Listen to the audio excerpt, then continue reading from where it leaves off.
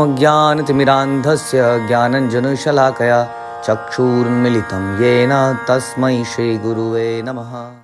श्री चैतन्य चरितामृत अंत लीला चैप्टर 10 प्रयास संख्या 76। तो हमने विशेष रूप से समझा कि भक्ति कितनी सरल है, लेकिन उसमें सरलता, जिस व्यक्ति के हृदय में सरलता है वही उत्साहित रह सकता है। जटिल व्यक्ति के अंदर में बहुत सारी दिमाग में कैलकुलेशन चल रही होती हैं, विचार चल रहे होते हैं, तो उसको वो सरल नहीं है, और सरल नहीं है तो उसके अंदर उत्साह नहीं है, उत्साह नहीं है तो वो कीर्तन में, नृत्य में उत्साहित नहीं होगा। हमने चर्चा करी कि ऐसा लगेगा कि हम मुर्दों के बीच में कई बार नृत्य कर रहे हैं और कीर्तन कर रहे हैं, बिकॉज वो उस जगह में होते हुए भी उस जगह में नहीं है। ये हमारा नेचर है कि हम कभी प्रेजेंट में नहीं रहते, हम हमेशा आगे या पीछे की सोच रहे होते हैं। वास्तव में जो बीत गया है वो तो बीत गया, उसके ऊपर तो कुछ करा ही नहीं जा सकता। और जो आगे आने वाला है वो हमारे प्रेजेंट पे डिपेंड करता है।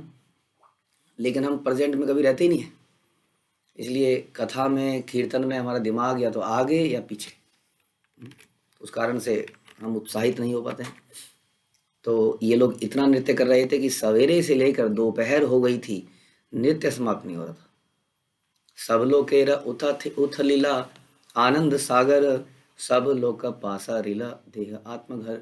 दिव्य आनंद का सागर उफन चला और वहां पर उपस्थित प्रत्येक व्यक्ति अपना शरीर, मन तथा घर भूल गया। भूल गए हम सब, याद नहीं अब कुछ। तो ये जो भूलना है ये भी एक बहुत बड़ा गुण है वास्तव में। हम किस चीज़ को कब भूलें, हम चर्चा करी थी ना कि हमारे साथ किसने कब कब बुरा किया है सब भूल जाएं, हमारे साथ हमने कब किसी के साथ अच्छा किया सब भूल जाएं।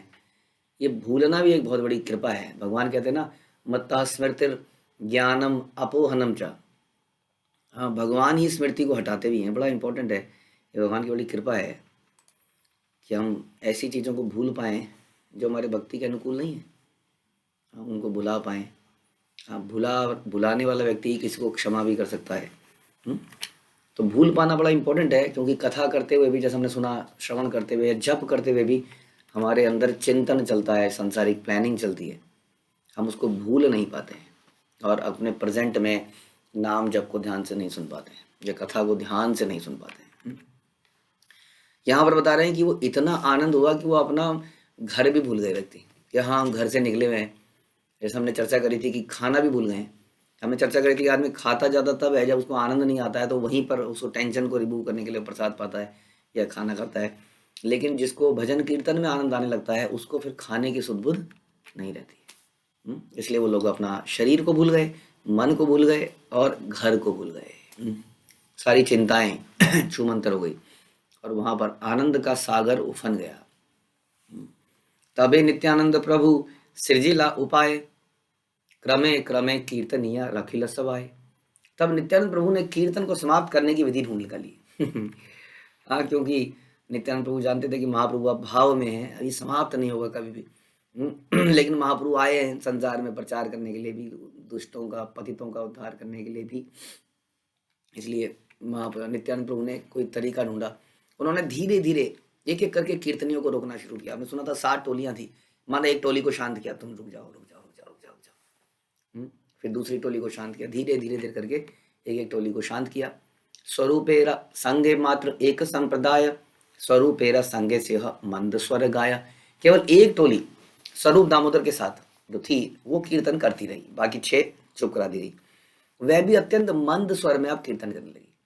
हाँ, यानी कि कीर्तन धीरे धीरे, वो जो जबरदस्त जिसकी कुल क्या काम कर ध्वनि सारे आकाश में फैल गई थी, ऐसा कीर्तन हो रहा था। अब वो कीर्तन क्या हो गया, धीरे धीरे मंद होता चला गया। कोलाहल नाही प्रभु किछु बार यहिला, तबे नित्यानंद सबार श्रम जनाइला। जब कोलाहल नहीं हो रहा था, अब कोलाहल शांत हो गया, सारे मृदंग, सारे करताल सब शांत हो गए, तो श्री चैतन्य महाप्रभु की बाहरी चेतना लौटी। अब इन्हें एहसास हुआ कि मैं कहाँ पर हूँ। चैतन्य महाप्रभु एकदम अपने राधा रानी के भाव में आ गए थे, जिस भाव को लेके आए थे, और भगवान का नाम में बिल्कुल डूब गए थे। तब नित्यानंद प्रभु ने उन्हें कीर्तनियों तथा नर्तकों की थकान के बारे में सूचित किया कि महाप्रभु आप तो साक्षात, तुम ही साक्षात कृष्ण, लेकिन ये लोग तो क्या है, ये लोग आपके प्रेम में नाच रहे हैं, लेकिन इनका शरीर प्राकृतिक है। हम्म? आप तो टोटली, आप तो हमेशा ही सच्चिदानंद हैं, लेकिन इन लोगों ने अभी देह धारण करी है आपकी प्रसन्नता के लिए, उसी देह से नाच रहे हैं। हाँ, इनको कल समझ में आएगा इन्होंने क्या कर दिया। हाँ, ये कल उठेंगे नहीं बेचारे, इनके शरीर है ही। हाँ, अभी आनंद में वो नाच गा रहे हैं, उन्हें कुछ बेसुध हो गए हैं। तो उनको बोला कि देखिए, ये सब लोग नर्तकों की थकान के बारे में सूचित किया, नाच रहे हैं, सवेरे से नाच रहे हैं। अब लेकिन उनको अंदर देख भी रहे हैं कि महाप्रभु नाच रहे हैं, तो अगर थकान है तो भी नाच रहे हैं साथ में। श्रम भक्त श्रम जानी कैला कीर्तन समापन, सब लैया आसी कैला समुद्र सनपन। और भक्तों की थकान को चैतन्य महाप्रभु तुरंत समझ गए, क्योंकि भक्त वत्सल हैं भगवान, जानते हैं हमारी कैपेसिटी बहुत कम है, हम सूक्ष्म हैं, हम इतना नहीं कर सकते। ऑल्दो जीव आत्मा संसार में कुछ जीतने का प्रयास करता है, हाँ कर लो दुनिया मुट्ठी में, हम दुनिया को मुट्ठी में करने का प्रयास करते हैं, लेकिन हम थोड़े समय में हमें समझ में आता है कि हम किसी को, हम अपने आप को ही मुट्ठी में नहीं कर सकते हैं। तो जीवात्मा की स्थिति का भगवान को तो पता ही है, जीवात्मा हम लोग भूल जाते हैं कि हमारी ये स्थिति है। तो भगवान समझ गए और भगवान ने क्या किया, कीर्तन संकीर्तन को रोक दिया। तब उन्होंने सबों के साथ समुद्र में स्नान किया। सब लैया प्रभु केला प्रसाद भोजन, सबारे विदाय दिला करीते शयन। तब श्री चैतन्य महाप्रभु ने उन सबको, सबों के साथ प्रसाद लिया और उनसे अपने अपने निवास स्थान पर लौट जाने तथा आराम करने के लिए कहा। प्रसाद लिया, जगन्नाथ जी का प्रसाद की व्यवस्था होती थी, और सब लोग अब आराम कीजिए, क्योंकि आप सवेरे से लेकर नाच लिए हैं, अब स्नान कर लिया है, अब आराम कीजिए। यही है भक्ति, भगवान के धाम में भी यही है। लेकिन ये हमारे उससे अलग है। सवेरे तक नाचे ना, लेकिन सवेरे सवेरे उठे, तपस्या करी, लेकिन ये भक्तिमय दिव्य आनंददायी तपस्या है। इस तपस्या, ये भी तपस्या है, इसलिए कहते हैं भक्ति में जो क्रियाशील नहीं है वो भक्त नहीं है। हाँ, आप कहोगे यही तो है, फिर इसका मतलब आराम करो ना, मतलब क्या है दुनिया में, क्या पड़ा है, ये दुनिया नश्वर है, तो करना ही क्या है, कुछ करना ही क्यों है, बैठ जाओ। आप भी तो ये बता रहे हो खाओ पियो सो जाओ, खाओ पियो सो जाओ वाले लोग नहीं है, ये सवेरे से नृत्य कर रहे हैं दिन तक। इतना यदि हम अपना भक्तिमय कार्य को करें, फिर वास्तव में कुछ करने की जरूरत नहीं। उसके बाद यदि हम इस हद तक डूब जाएं, इस हद तक, जैसे सवेरे सवेरे उठ रहे हैं, इन्होंने अपना जप समाप्त किया, जगन्नाथ जी के दर्शन किए, उसके बाद नृत्य किया, करते रहे, बस यही इनका जीवन है, इतना नृत्य किया। उसके बाद अब स्नान किया और आराम करा, प्रसाद पाया और सो गए। तो ये अगर हम भक्तिमय तपस्या इस हद तक कर सकते हैं, तब हमारे जीवन में कुछ करनी नहीं रह जाता। यानी कि भक्ति में भी कहने का मतलब है निष्क्रियता नहीं है, you have to be active. इसलिए प्रभुपाद कहते थे, अगर आपने ब्रह्मचारी व्रत भी लिया है, ग्रस्त तो रहे ही, ब्रह्मचारी भी ये ना सोचे कि अब क्या है, अब तो जिंदगी में बचा ही क्या है, मंदिर का प्रसाद और सो जाना। You must act for Krishna. अभी आप पहले माया के लिए 8-10 घंटे काम करते थे, अब कृष्ण के लिए 8-10 घंटे काम करो। तो ये सब होने के बाद बोला कि आप जाइए, अब आराम कीजिए। गंभीरार द्वारे करे न आपन शयन, गोविंद आसिया करे पाद संवाहन। श्री चैतन्य महाप्रभु गंभीरा के द्वार पर लेट गए। इतने महाप्रभु ने भी एक लीला दिखाई, और गंभीरा के द्वार पर, यानी कि कमरे में घुसे और कमरे के द्वार पे ही लेट गए, और गोविंद वहां आकर महाप्रभु के पांव दबाने लगा। सर्वकाल आछे ए सुदृढ़ नियम, प्रभु यदि प्रसाद पाया करे न शयन, गोविंद आसिया करे पाद संवाहन, तबे यही प्रभु शेष करे न भोजन। यह दीर्घ काल से चला आ रहा था कि स्थायी नियम था कि भोजन के बाद महाप्रभु जो है विश्राम के लिए लेट जाते और गोविंद आकर उनके पांव दबाता, तब गोविंद श्री चैतन्य महाप्रभु का शेष प्रसाद ग्रहण करता। वास्तव में महाप्रभु के पांव हमारे जैसे नहीं है जो नृत्य करके थक जाएं। हमने सुना था वो सच्चिदानंद शरीर है, लेकिन भगवान क्या करते हैं, इस प्रकार से प्रसाद लेके पांव दबा के हमारी सेवा स्वीकार करके हमें तृप्त करते हैं।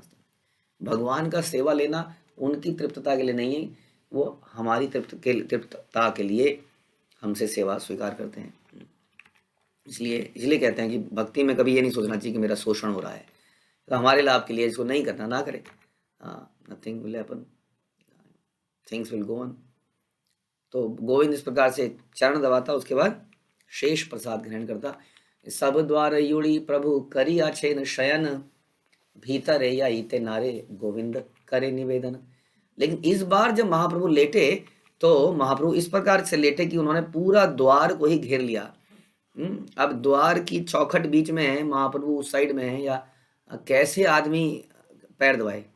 इस प्रकार से लेट गए कि पैर दबाना, सेवा करना बड़ा मुश्किल हो गया। दूरी आ गई बीच में। ढंग से पैर दबाने के लिए आदमी लगभग एकदम निकट में आके पैरों के ऊपर लगभग खड़ा सा होके ऊपर से फिर दबाता है। तो ये पॉसिबिलिटी नहीं रही। महाप्रभु ने क्या कर दिया, पूरा दरवाजा घेर लिया। इससे गोविंद कमरे के भीतर प्रवेश नहीं कर पाया। अतएव उन्होंने निम्न प्रार्थना करी। अब क्या करें, या तो टाप के चला जाए, हाँ, लेकिन भगवान को कैसे टाप के चला जाए? हम कहते हैं वैष्णव को नहीं टापना चाहिए। एक प्रकार से हम क्योंकि अपने आप को दास मानते हैं, छोटा मानते हैं, तो छोटा व्यक्ति बड़े व्यक्ति को टाप के चला जाए, ये थोड़ा सा अच्छा नहीं लगता है ऐसे भक्तों को जो बड़े निम्न विचार रखते हैं अपने बारे में, निम्नता का, दीनता का विचार रखते हैं। तो उन्होंने रिक्वेस्ट करी महाप्रभु से, एक पाश हव मोरे दीह भीतर आईते, प्रभु कहे शक्ति नाही अंग चलाईते। हाँ, शक्ति मैं नहीं हिल सकता। हाँ, कभी सवेरे उठाते हैं ना हम किसी को, उठ जाओ, नहीं सोने दो, थकान हो रही है, हिल नहीं सकते। हाँ, तो महाप्रभु के बारे में हमने सुना कि वो तो भगवान स्वयं है, उनको थकान कैसी? लेकिन महाप्रभु यहाँ लीला कर रहे हैं अपने भक्त के साथ। तो गोविंद ने कहा कि जरा एक और को करवट ले लीजिए, उधर को करवट ले लीजिए, या रास्ता बन जाएगा, मैं निकल जाऊंगा। किंतु महाप्रभु ने कहा, अपना शरीर हिलाने डुलाने की मुझ में शक्ति नहीं है, मैं नहीं हिल सकता। बार बार गोविंद कहे एक दिक हईते, प्रभु कहे अंग आमी नारी चलाईते। गोविंद ने बार बार अनुरोध किया कि, किंतु महाप्रभु ने उत्तर दिया, मैं नहीं हिल सकता, मैं अपना शरीर हिला डुला नहीं सकता, तुम्हें जो करना है करो, नहीं करना मत करो। गोविंद कहे करीते चाही पाद संवाहन, प्रभु कहे करवा ना कर ये लय तुम्हारा मन। गोविंद बार बार अनुरोध किया, मैं आपका पाँव दबाना चाहता हूँ, भगवान दबाने दीजिए कृपया। उनकी सेवा है, उस सेवा से इतने आसक्त हैं, उसके भाव से इतने आसक्त हैं महाप्रभु की सेवा से, कि उनका हृदय अब पिघलने लगा। मतलब क्या करूं मैं? अब दिख भी रहा है कि महाप्रभु बहुत थके हुए हैं, लेकिन दबाऊं तो दबाऊं कैसे? बार बार प्रार्थना कर ले, मुझे आपके पाँव दबाने हैं। महाप्रभु कहते, दबाओ या मत दबाओ, ये तुम्हारे मन पर है। हाँ, ये बड़ी खतरनाक स्टेटमेंट होती है अक्सर, तुम देख लो, तुम्हारे मन पे है। हाँ अब क्या करे बेचारा, तुम्हारे मन पे है, क्या कराए? दबाओ ना दबाओ, इसका मतलब महाप्रभु शायद कह रहे हैं कि नहीं भी दबाओगे तो चलेगा आज, ऐसा भी मत बनाया जा सकता है। महाप्रभु कह रहे हैं दबाओ ना दबाओ कोई बात नहीं। इसका मतलब चलो अच्छा अच्छा अच्छा अच्छा, ऐसा कह रहे हैं कि आज कोई बात नहीं, सवेरे उठो ना उठो देख लो, चलो आप देख लेना उठ पाओगे कि नहीं। हाँ अच्छा, इसका मतलब मुझे बोल दिया कि मैं सो सकता हूँ। जनरली हम आदमी इसका इंटरप्रिटेशन अपने फेवर में ले लेते हैं, कि आप देख लीजिए, तो इसका मतलब देख लीजिए, तो फिर देख लीजिए, हम देख लेंगे। तो जो हमें लगेगा ठीक हम करेंगे। कुछ गलती हो गई उससे, ऐसी ऐसी गलती हो गई ऐसे, तो क्या करें? अब देख लो क्या करना है। हाँ पर देख लो, मैंने बता दिया, दैट्स इनफ। क्षमा मांगनी है कुछ नहीं, वो तो बड़ा मुश्किल काम है, उसको छोड़ दिया। जनरली हम ऐसे में मुश्किल काम को छोड़ देते हैं। सवेरे सवेरे वहाँ जाना है, पूरी ठंड लग रही है बहुत, मंगला आरती में कैसे जाएं, मंदिर में बहुत ठंड चल रही है, थोड़े दिन रुक जाएं, तबीयत खराब हो जाती है। अच्छा आप देख लीजिए, हाँ देख लिया प्रभु जी।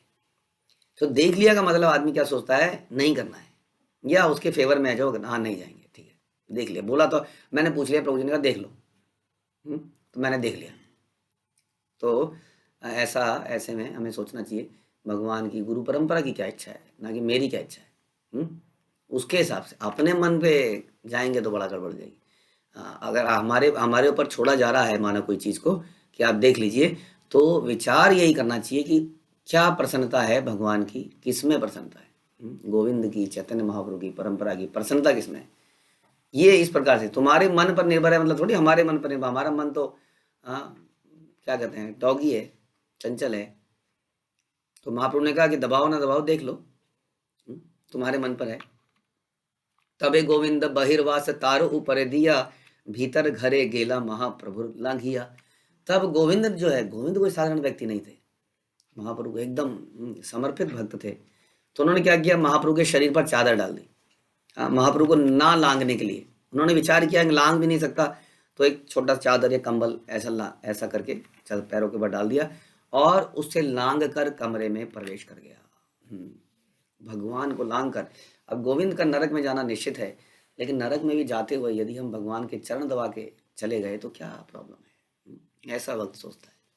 साधारण व्यक्ति क्या सोचता है, नरक नहीं जाऊंगा, यहाँ इसलिए थोड़ी आया था। हाँ, ये तो मरवा देंगे मेरे को। ये काम ऐसे ऐसे काम करवा रहे हैं मुझसे, ये करा रहे हैं, ये अर्जुन अर्जुन। हाँ, मरवा देंगे भैया। ये तो केशव का क्या मतलब, केशव को तो ना लेनी ना देनी। ये तो कहेंगे मैं तो बैठा था, मैंने किसी को बाण मारा, मैंने किसी को नहीं मारा, ये इसने मारा, ये पीछे बैठा हुआ है। मैं फंसूंगा तो मैं नरक में मैं जाऊंगा। यही तो बोला उसने शुरुआत में। नरक मिलेगा, ये चले जाएंगे, क्या होगा? हम्म, तो हम ये विचार नहीं करते कि नरक में जाएंगे या स्वर्ग में जाएंगे। हम ये विचार करते हैं कि जहाँ भगवान की प्रसन्नता होगी हम वही करेंगे वास्तव में। हम्म, नरक वो जगह है जहाँ कृष्ण नहीं है वास्तव में। कृष्ण यदि हमारे हृदय में भी नहीं है तो ये हृदय भी नरक है वास्तव में। जिस घर में कृष्ण नहीं है वो घर भी नरक है। हम्म, तो इस प्रकार से गोविंद ने ये विचार नहीं किया कि मेरा क्या होगा। इसलिए कहते हैं सर्वधर्मान परित्यजे।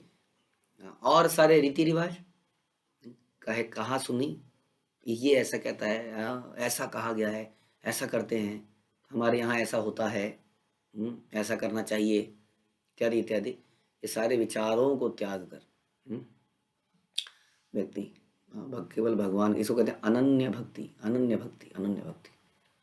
निगम पद में एक मैं सुन रहा था, उसमें एक भक्त के विचार थे, ऑल दो हमारे विचार तो ऐसे नहीं है ना, हमारे लिए थोड़ा ज़्यादा है।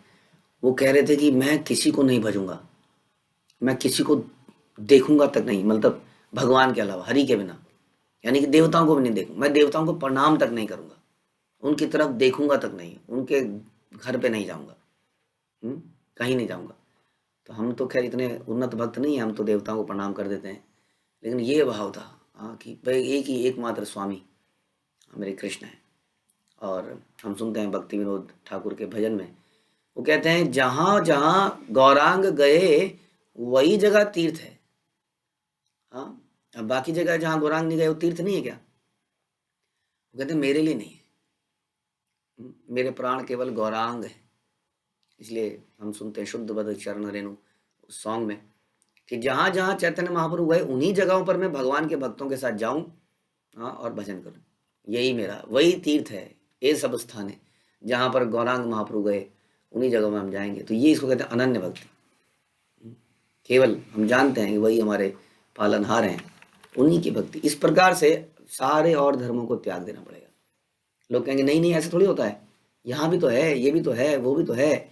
और ये बड़ा प्रचलित होता जा रहा है जैसे जैसे प्रचार बढ़ रहा है, क्योंकि इतना दूध में उसमें से क्रीम, हाँ, प्रभुपाद कहते थे कि बॉइलिंग द मिल्क, मिल्क तो चारों तरफ फैल गया है, बट उसको बॉयल करने की आवश्यकता है ताकि उसमें से क्रीम निकले। वो बॉइलिंग द मिल्क जो है प्रोसेस थोड़ा स्लो है, आप जानते हैं ना, बहुत धीरे धीरे धीरे, एकदम से गर्म नहीं किया जा सकता, सड़ जाएगा, जल जाएगा दूध। धीरे धीरे धीरे पकाते हैं उसको, फिर उसमें से निकलती हैं चीज़ें। तो उसी प्रकार से बहुत बड़ी स्केल पे प्रचार होने के कारण बहुत सारे ऐसी चीज़ें हो जाती हैं, अले कई सारे धर्म मनोधर्म बनते जाते हैं। रीति रिवाज के साथ व्यक्ति भक्ति करना शुरू करता है, इसलिए कई बार ऐसा है कि लोग ऐसे रीति रिवाज भी साथ बात करते रहते हैं। ये शुद्ध भक्ति के लक्षण नहीं है। तो यहाँ पर गोविंद एक बहुत बड़ा एग्जाम्पल साबित करते हैं। क्या किसको कहते हैं सर्वधर्मान परित्यज्य? क्योंकि धर्म का मतलब क्या है? कृष्ण की प्रसन्नता के लिए किया जाए कार्य ही धर्म है वास्तव में। क्या महाप्रभु को यहाँ पैर दबाने से प्रसन्नता होगी माना जाए? यह सुने बहुत अच्छा लगेगा, गोविंद करना समझ। क्या महाप्रभु को इस बात का बुरा लगेगा मुझे लांग के चला गया? लगता तो नहीं है, समझ ऐसा तो बिल्कुल नहीं लगता। भगवान का तो भाव ही नहीं है, तो भक्त वत्सल हैं। वो कैसे अपने से जूनियर व्यक्ति को भी इतना सम्मान देने वाले व्यक्ति हैं, लेकिन पैर दबाने से एक प्रेम संबंध लगेगा, और ना दबाने से, टापने ना से लगेगा टेक्निकली व्यक्ति करेक्ट है, कितना ज्ञाता है, कितना जानकार है। हाँ, कोई टाप जाएगा ना तो उसको टोकेगा। देखिए ऐसा भी आप देखोगे, कोई तो टाप गया प्रेम से, वो सेवा कर रहा है, तो दूसरा आएगा धर्म ध्वजी नेता Chaudhary, the proper word is Chaudhary. कोई चौधरी आएगा, बोलेगा तुम्हें पता है ऐसे जाते हैं क्या, ऐसे पार करते हैं क्या, पता नहीं है तुम्हें कुछ भी, मत क्या करो ऐसे। अब वो समझ ही नहीं पा रहा है कि तो ये धर्म ध्वजी जो है अक्सर देखेंगे, क्योंकि ये वास्तव में धर्म के मर्म को नहीं समझते हैं। कि धर्म का वास्तविक मतलब क्या है, किसको कहते हैं सर्वधर्मान परित्यज्य। किसी की प्रसन्नता के लिए कोई कार्य किया जाए, कैसे किया जाए, उस पर डिपेंड करता है। तो गोविंद ने यहाँ पर एक प्रकार का बहुत बड़ा धर्म तोड़ दिया, नियम तोड़ दिया। जब वैष्णव को नहीं लांगते तो भगवान को लांगना आप सोच सकते हैं? भगवान खड़े हैं, आप उनके ऊपर पैर रख के चले गए, इम्पॉसिबल टू इवन इमेजिन, हम मुश्किल कार्य है। उन्होंने क्या किया, भगवान की प्रसन्नता के लिए चद्दर डाली और लांग के चले गए। पाद संवाहन कैल कटी पृष्ठ चापिल, मधुर मर्दने प्रभुर परिश्रम गैला। गोविंद ने हमेशा की तरह महाप्रभु के पांव दबाए। उसने महाप्रभु की कमर तथा पीठ हल्के से दबाई और इस तरह महाप्रभु की थकान दूर हो गई। सुखे निद्रा हैल प्रभुर गोविंद चाप अंग, दंड द्वीब यही प्रभुर हैला निद्रा भंग। जब गोविंद ने उनका शरीर दबाया तो महाप्रभु 45 मिनट तक अच्छी तरह सोए और उसके बाद उनकी नींद टूटी। गोविंद देखिया प्रभु भले क्रुद्ध हैया, आज के न एत क्षण आशिछ बसिया। जब महाप्रभु ने गोविंद को अपने बगल में देखा तो नाराज हो गए। तुम इतनी देर तक यहाँ क्यों बैठे हो? क्यों नाराजगी है इसमें भी? इसमें भी नाराजगी है कि तुमने अपना ध्यान नहीं रखा। सब लोगों ने आए, नहा लिए, खा लिए, सो गए। तुमने प्रसाद लेना था, तुम मेरा पाँव ही दबाए जा रहे हो, मेरा ही वेट करे जा रहे हो। क्यों यहाँ पर हो? क्यों नहीं गए प्रसाद पाने? प्रसाद कैसे पाए? प्रसाद पाने के लिए क्या करना पड़ेगा? महाप्रभु को लांघना पड़ेगा। अरे ढोंगी कहीं के, अभी तो लांघ के आया था, अब लांघने में क्या इशू है तुम्हें? वो तो प्रभु आपकी प्रसन्नता के लिए लांघा था और अब मैं अपनी प्रसन्नता के लिए प्रसाद पाऊंगा, ये मैं कैसे कर सकता हूँ? तो नियम का कब पालन करना है, नियम का कब पालन नहीं करना है, ये उन्नत भक्त ही जान सकता है। इसलिए कहते हैं नियमाग्रह के दो मतलब हैं। जब हम सुनते हैं नियमाग्रह, भक्ति में बढ़ाने वाले कार्य क्या हैं? नियमाग्रह का मतलब है कि एक तो नियम को, कई लोग तो ऐसे हैं जो नियम के चक्कर में असली मूड को त्याग देते हैं, जैसा हमने अभी सुना, नहीं जाएंगे, पार नहीं करेंगे। हाँ, और कई ऐसे हैं कि नियम को मानते ही नहीं है, को क्या फर्क पड़ता है भैया, जाओ इधर जाओ उधर जाओ, दोनों ही गलत हो जाता है। गोविंद ने दिखाया कि कब नियम का पालन करना है और कब नियम का पालन नहीं करना है। तो महाप्रभु बड़े गुस्से में आ गए, इतनी देर तक यहाँ क्यों बैठे हो?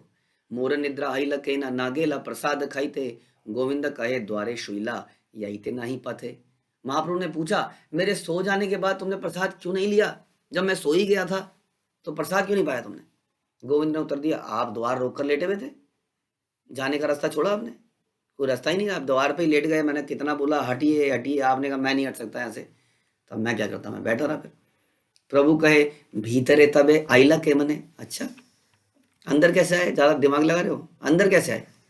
तैसे कहने प्रसाद लेते ना कहीं लगा मने, उसी तरह बाहर भी चले जाते, बाहर क्यों नहीं गए? गोविंद कहे मने अमर सेवा से नियम, अपराध हई का किबा नारे के का मन। गोविंद ने मन ही मन उत्तर दिया, मेरा कर्तव्य तो सेवा करना है, चाहे मुझे अपराध करना पड़े या नरक में जाना पड़े, आई डोंट केयर। मैं नहीं सोचूंगा इस बारे में क्या हो रहा है क्या नहीं हो रहा है, कौन क्या बोलेगा कौन क्या बोलेगा। इसको छोड़ दूंगा तो ये नरक में जाना पड़ेगा, इसको छोड़ दूंगा तो यहाँ नरक में जाना पड़ेगा, ये जिम्मेदारी वो जिम्मेदारी, सभी तरफ we want to be perfect in all the areas. It is not possible कि कोई व्यक्ति सभी को प्रसन्न कर पाए, सारी एरियाज में परफेक्ट कर पाए, सारे 33 करोड़ देवताओं को प्रसन्न कर ले, सारे परिवार जनों को, माता पिता को, उनके माता पिता को, उनकी माता को, मामा को, चाचा को, ताऊ को, ऑफिस वालों को, इसको, पत्नी को, सभी तरफ परफेक्ट होने का प्रयास करेंगे तो जहाँ पर हमें समर्पण करना था वहाँ नहीं कर पाएंगे, बट जाएंगे। व्यवसाय आत्मिका बुद्धि एक कुरुनंदनम, उसका एकमात्र उद्देश्य कृष्ण गुरु परंपरा, उनको प्रसन्न करना है। उनको प्रसन्न करने से ये सारे देवता प्रसन्न हो जाएंगे, ये समझना चाहिए। ये सारे रिश्ते नाते, सारे ड्यूटीज सब कंप्लीट हो जाएंगी। ये विचार होता है एक भक्त का।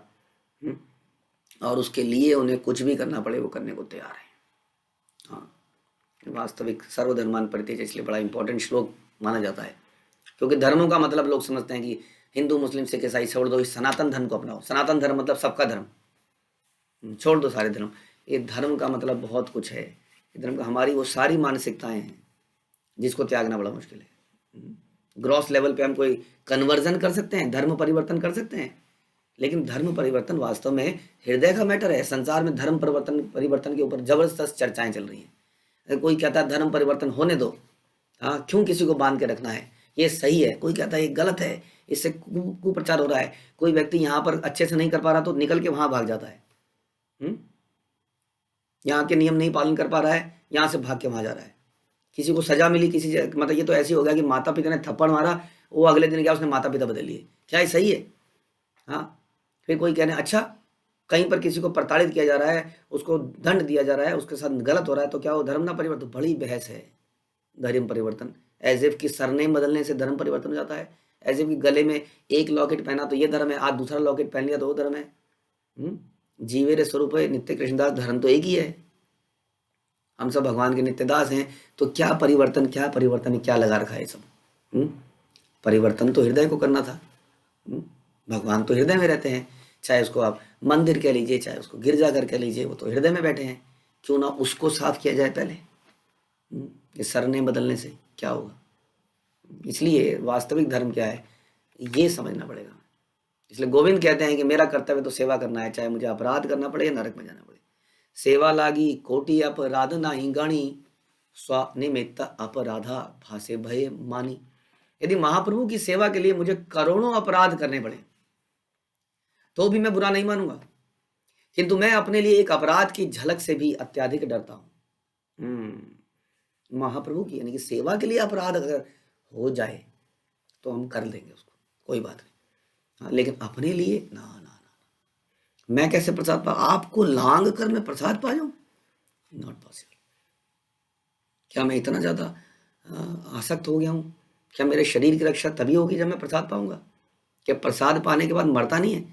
जब बकरा काटा जाता है तो जो लोग बकरा खाते हैं ना, उसकी जब नलियां अंतड़ियां साफ कर रहे होते हैं तो उस अंतड़ियों में से घास निकलती है, अभी बीच में ही फंसी थी।